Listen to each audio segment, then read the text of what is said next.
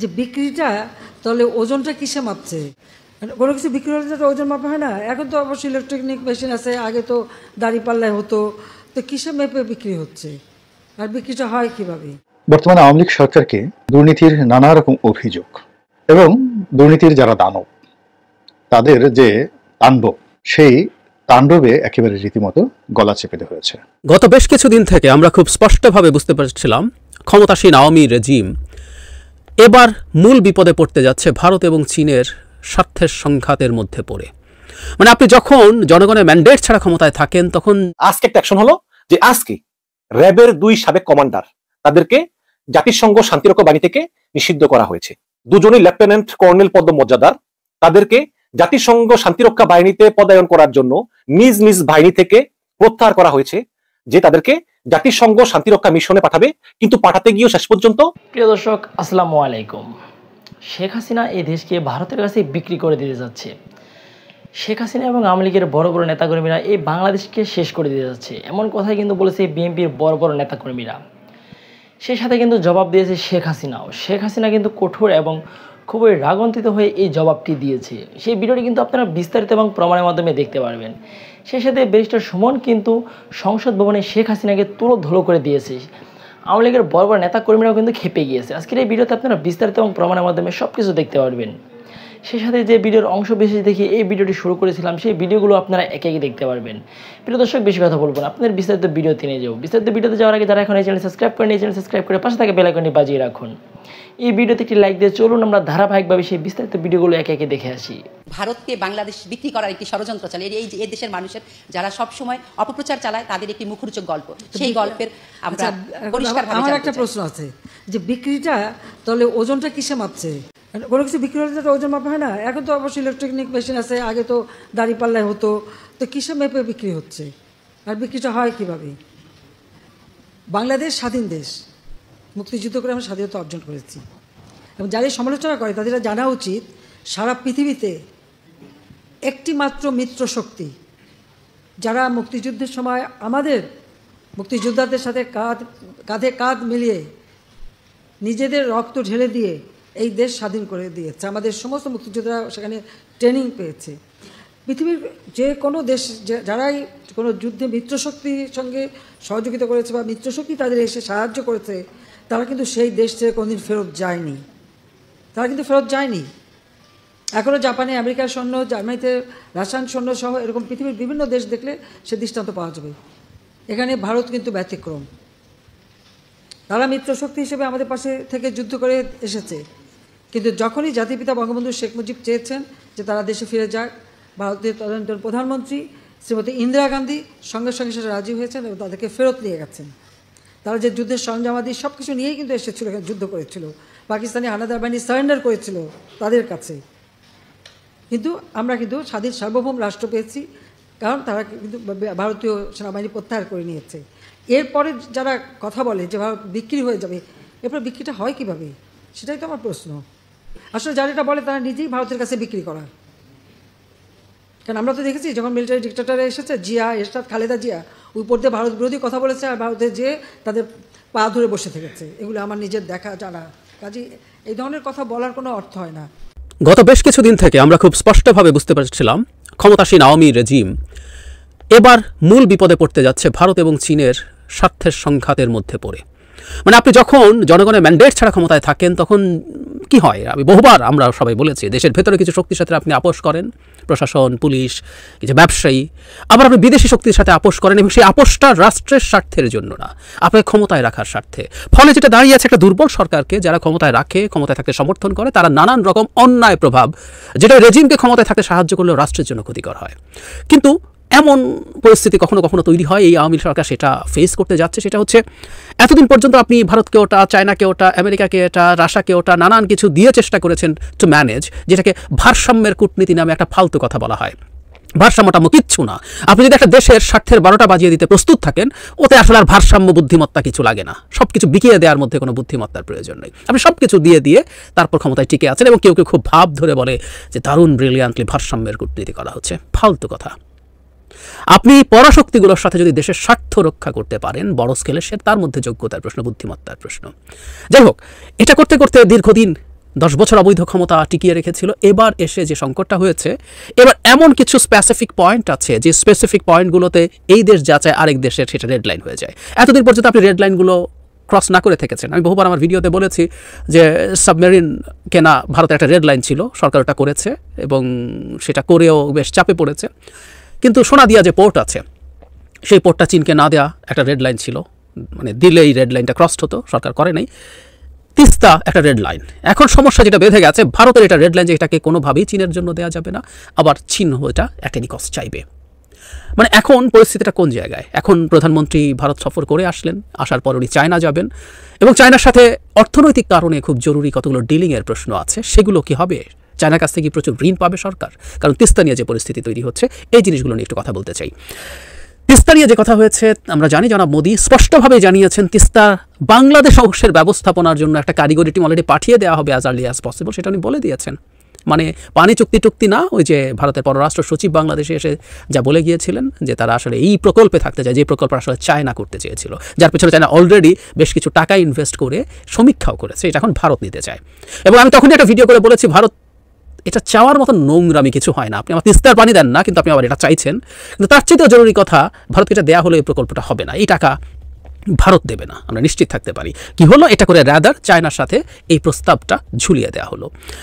প্রধানমন্ত্রী আসার পর পররাষ্ট্র মন্ত্রণালয় একটা স্টেটমেন্ট দিয়েছে, যেখানে তাদের এই অস্বস্তিটা স্পষ্ট, তারা বুঝতে পারছে দেশের লোকজন এটা নিয়ে শোরগোল করছে, তাই একটা স্টেটমেন্ট দিয়েছে।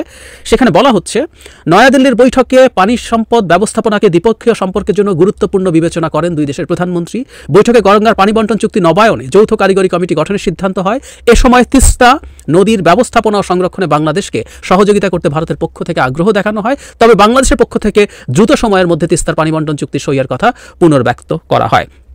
আমরা এবার খেয়াল করেছি যে এমইউ হয়েছে বা মোদী কথা বলেছেন, পররাষ্ট্র সচিব কথা বলেছেন, কোথাও তিস্তা চুক্তি হবে, মানে প্রায় বলা হয়েছে এক সময় মানে কথার মতো করে এটা হতো, এখন আর সেটাও হচ্ছে না। এবার একটা টু শব্দ তিস্তা চুক্তি নিয়ে ছিল না, স্পষ্টভাবেই ভারত আসলে ওই জিনিসটাই করতে চাইছে, যে প্রজেক্টটা চীন চাইছে, চীনের তার চাওয়ার মধ্যে বাগড়া দিতে চাইছে।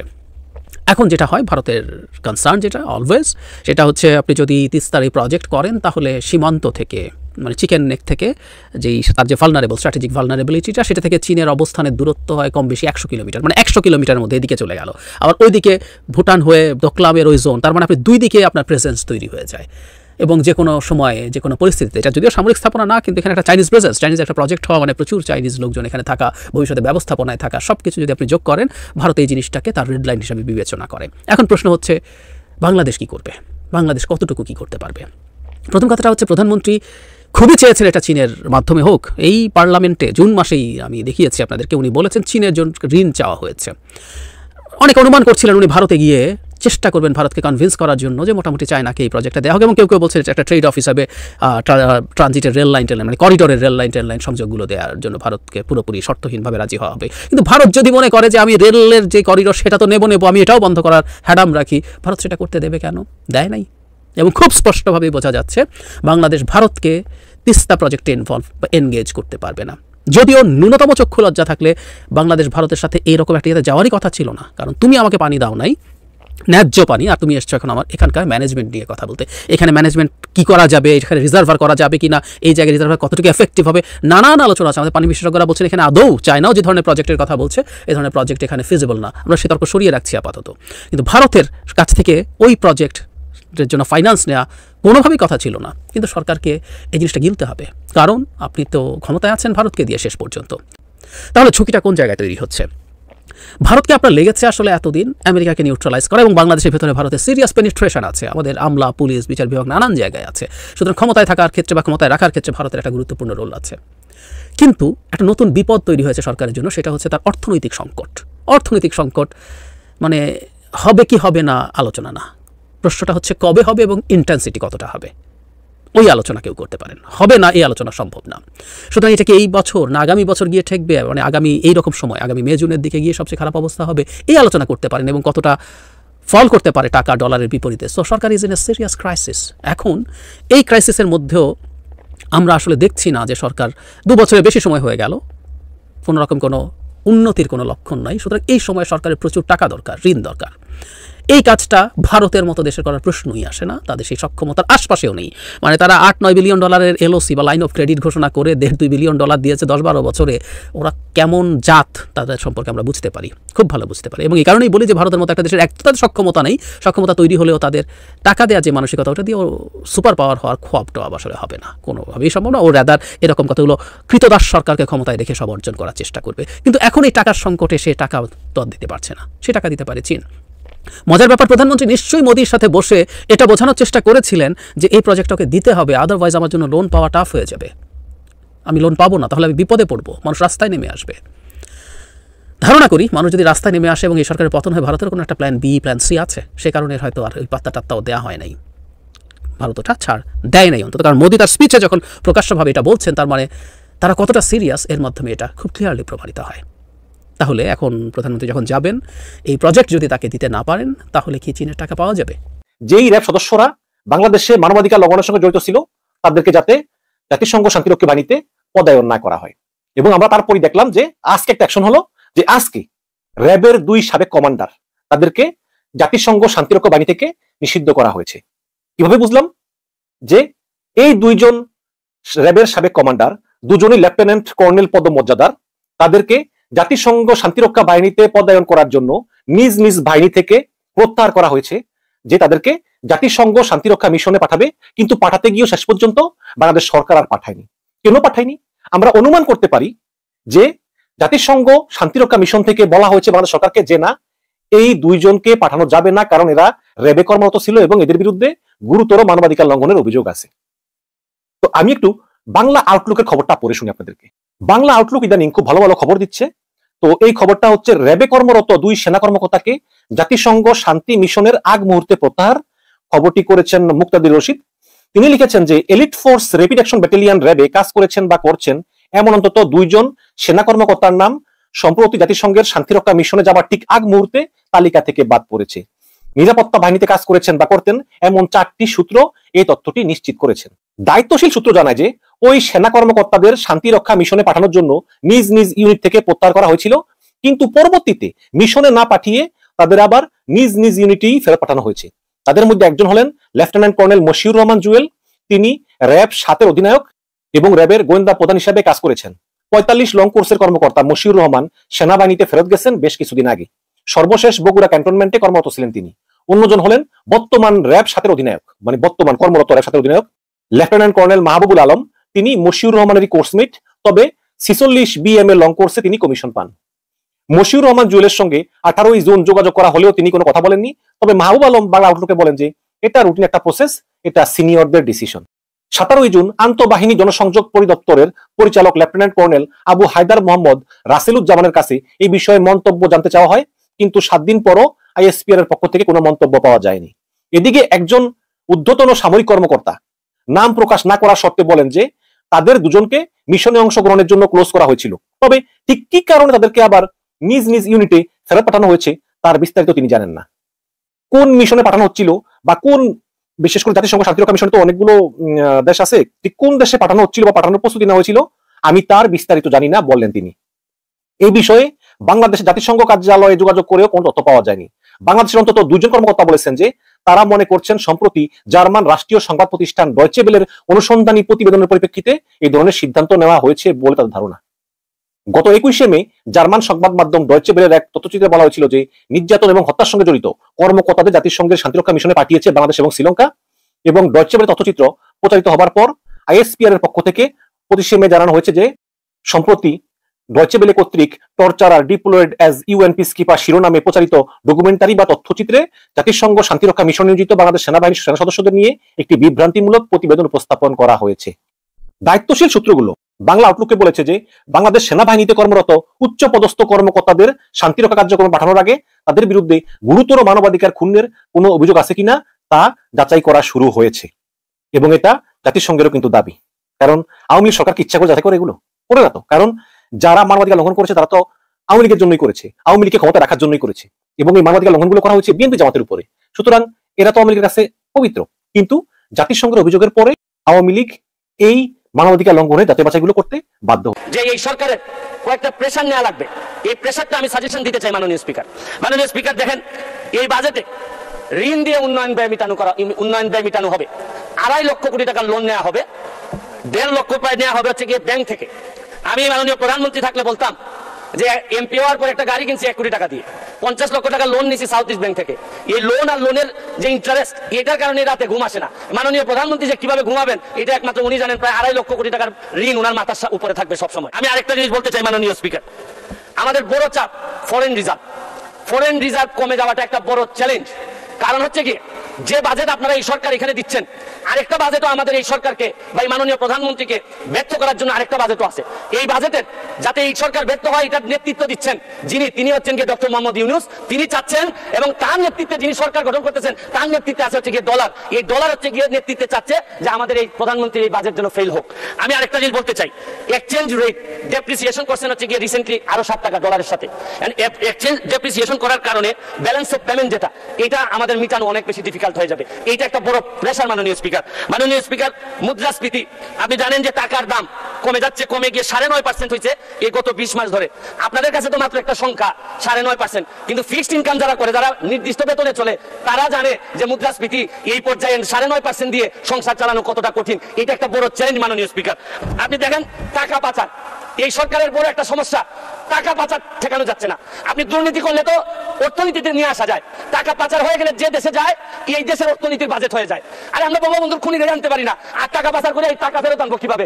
এটা একটা বড় সমস্যা। টাকা পাচার করে আমাদের বাজেট সংকুচিত হয়ে যাচ্ছে মাননীয় স্পিকার। মাননীয় স্পিকার, আরেকটা জিনিস, এই সরকারে রাসেল ভাইপার সাপ চলে আসছে মাননীয় স্পিকার। এই সাপ আসার কারণে সরকারে যখন সাপ আসে প্রকৃতিতে বেজি থাকে, এই বেজি করে কি সাপরে নিয়ন্ত্রণ করে। কিন্তু এই সরকারে দেখা যাচ্ছে বিভিন্ন জায়গায় রাসেল ভাইপার আছে, কিন্তু বেজি ওই পরিমাণ নাই যে এই সাপরে ধরবে মাননীয় স্পিকার। আপনি দেখেন এই আমাদের প্রতিষ্ঠানগুলা কত দুর্বল হয়ে গেছে। আমাদের প্রতিষ্ঠান, একজন ভদ্রলোককে দুদক ধরতে পারে নাই, একজন ভদ্রলোককে এনবিআর ধরতে পারে নাই, বাংলাদেশ ফাইন্যান্সিয়াল ইন্টেলিজেন্স ইউনিট ধরতে পারে নাই। আর এনবিআর মতিউর রহমানকে ধরলে একটা ছাগল ছাড়াই এই লোককে তো আপনি আনতেই পারতেন না। ছাগলের কাণ্ড হওয়ার কারণে বেনজির কাণ্ড, মাননীয় সাবেক আইজিপি উনি এত বড় হয়ে গেলেন, মন্ত্রণালয় জানলো না, মাননীয় স্বরাষ্ট্রমন্ত্রী জানলেন না। এই বাচ্চাটা এত বড় হয়ে গেল, আর কিছুদিন সুযোগ পাইলে পুরো গোপালগঞ্জ কিনে ফেলতেন এই বেনজির সাহেব। তারপরে এইটার দায় এই মন্ত্রণালয় এড়াইতে পারে না মাননীয় স্পিকার। এখন আপনারা কালো টাকা সাদা করবেন, আমার কোনো অসুবিধা নাই। যদি মনে করেন টাকা রয়ে গেছে, কিছু টাকা জমানো বা বিভিন্ন অলস টাকা রয়ে গেছে, এটা সাদা করবেন, কোনো অসুবিধা নাই। কিন্তু এই সাদা করার মধ্য দিয়া বেনজিরার মতিউরের টাকাও যদি সাদা হয়ে যায়, আর এদের ভবিষ্যৎ প্রজন্ম উত্তরাধিকার, আদর্শের উত্তরাধিকার যারা, তাদের টাকাও যদি সাদা হয়, তাহলে এই আমি বলতে চাই যে আমি যত বরাদ্দ এই পর্যন্ত পাইছি, আমি হচ্ছে এমপি হিসাবে ট্রাস্টি। এই টাকা জনগণের জানার অধিকার আছে। আমি ফেসবুকে দিয়েছি, হয়তো প্রকল্পের জায়গায় টাকা বলছি, কিন্তু টাকার মধ্যে কোনো ব্যবধান ছিল না। কারণ নতুন জেনারেশন আপনি যা বরাদ্দ পাবেন তা জানতে চায়, এবং আমি বিশ্বাস করি বঙ্গবন্ধুর আদর্শের সৈনিক হিসাবে আমি এই ট্রান্সপারেন্সি আমার মধ্যে এটা থাকতে হবে, এবং আমি এই কথা বলি আমি আমার এলাকার এমপি হয়েছি। প্রিয় দেশবাসী, শুরু থেকে শেষ পর্যন্ত যারা এই ভিডিওটি দেখেছেন সকলকে জানাই অসংখ্য ধন্যবাদ। যারা এরকম নিউজ ভিডিও পেতে পছন্দ করেন তারা অবশ্যই এই চ্যানেলটি সাবস্ক্রাইব করে পাশে থাকা বেল আইকনটি বাজিয়ে দিবেন। যারা এখন এই ভিডিওটি শেয়ার করেননি, এই ভিডিওটি দ্রুত শেয়ার করে সকলকে দেখার সুযোগ করে দিন। আজকের মতন এই পর্যন্ত, দেখা হচ্ছে পরবর্তী কোনো ভিডিও নিয়ে ইনশাল্লাহ।